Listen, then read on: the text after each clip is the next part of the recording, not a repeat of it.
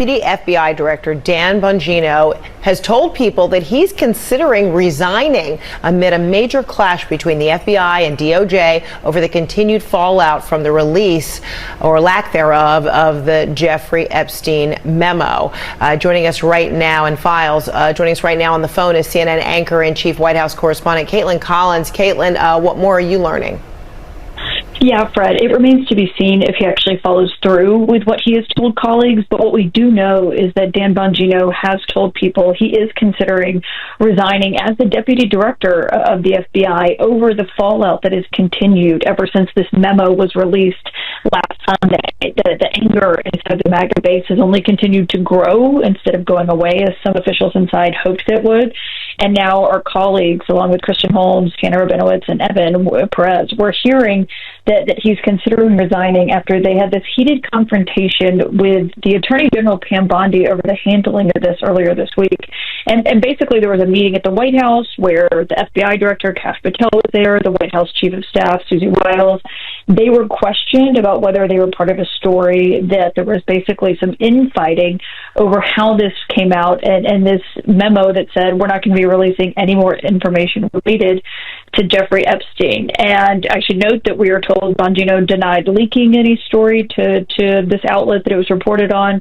But there has been a lot of fighting between Attorney General Pam Bondi specifically and the leadership over at the FBI over who's to blame in this situation.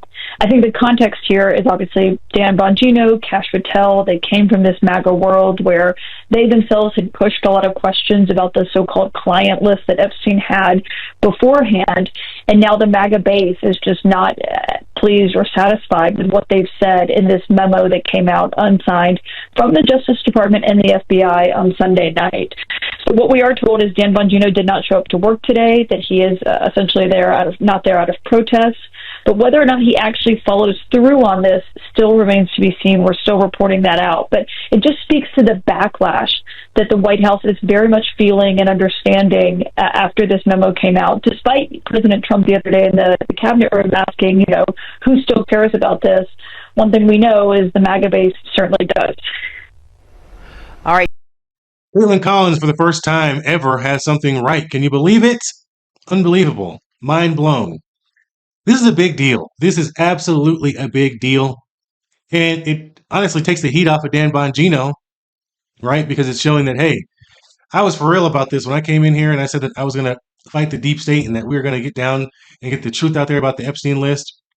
I was for real about it. And Pam Bondi is either covering something up, or they're all planning on covering something up, and Pam Bondi ruined it by going out there and saying that I have the list on my desk and saying that there's all of these horrific videos with children and all this horrendous stuff that has to be reviewed that they already know exist.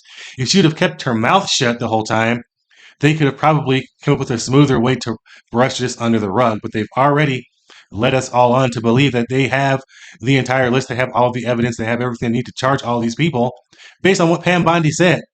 So it's either one of those two things. Which one do you think it is? Do you think that Pam Bondi is actually covering up for somebody? Or do you think they were all supposed to cover up for somebody and she dropped the ball? Because either way, somebody is getting protected here. There's no other way around it. Somebody's getting protected. Somebody is putting money in someone's pockets, and something ain't right.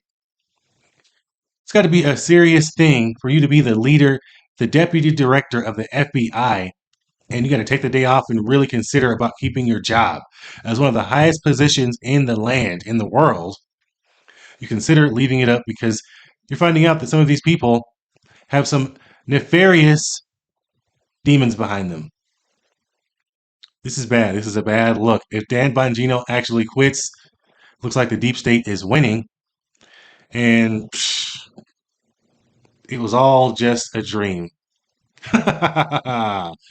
Oh, we are witnessing the downfall of what I thought was going to be something beautiful. Welcome to the golden age, folks.